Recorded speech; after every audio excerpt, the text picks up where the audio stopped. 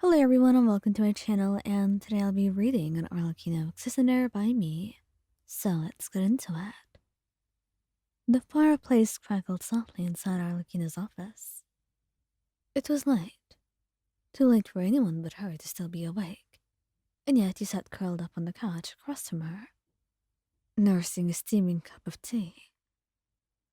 Arlecchino was behind her desk, reading through some documents and writing some things down, her expression sharp and unreadable as ever. You should have gone to bed long ago, but something about nights like this, quiet and calm, made you linger.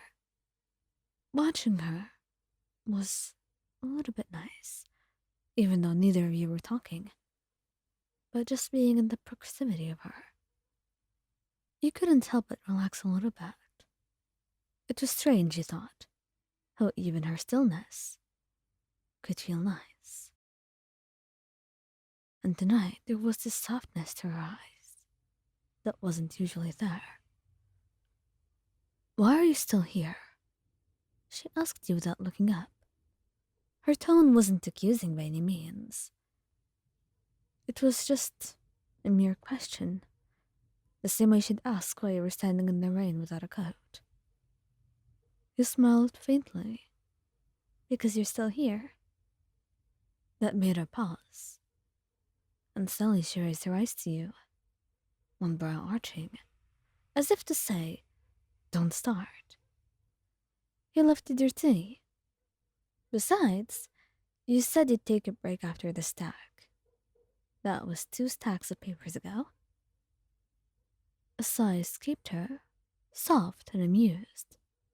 "You're keeping count now?" "I have to. Someone needs to make sure that the maid remembers how her room looks like."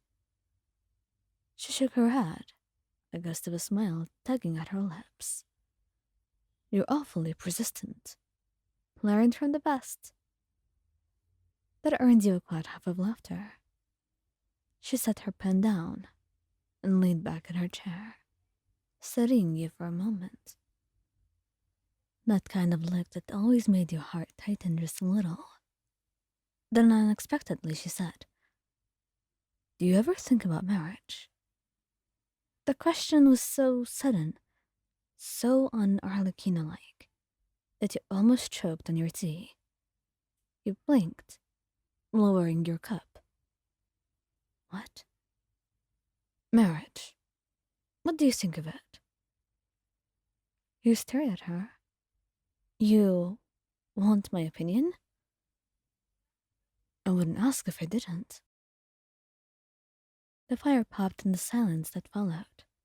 You set your tea aside and tried to read her expression, but she was giving you nothing to work with. Just that unreadable calm that could mean anything. Still, there was that faint tension in her shoulders, like she was bracing for something. You hesitated. "Well, I think marriage is complicated." "Complicated?" You nodded. "It's not just a promise, it's a choice you make every day. You don't get to run when things get hard.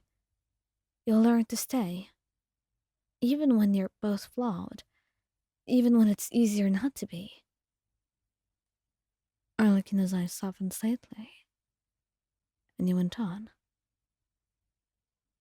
"I think it's beautiful when it's real, but I don't know if it's for everyone."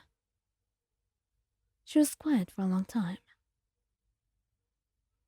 and finally she said, "I see." You tilted your head. "Why do you ask?" For a moment she didn't answer. Then she rose from her chair, slow, graceful, and crossed the room towards you. Her heels were silent against the floor, and she stopped beside the couch, looking down at you with that same expression. "I've been thinking about what happens when all of this ends." "All of this?" "Maybe not all of this. The house will remain my duty for as long as I live. But when things calm down a little bit. Maybe, you know, later on in life, you frowned. That's a big thing for you to just think about. She gave a long hum of agreement. It is. But lately I find myself wondering if I would even know how to live without it. Her gaze flickered towards you, and for a second, her mask slipped just enough for you to see something raw behind it. I've spent my whole life here, doing the best that I can. For these children, for my subordinates, and for myself. And when I look at you, you set your cup down gently. When you look at me, when I look at you, I wonder if I could ever learn to build something different. Something for me. You stood then, closing the distance between you. Arlie, you...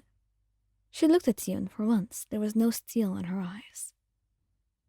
Only quiet vulnerability. I'm not asking you for an answer.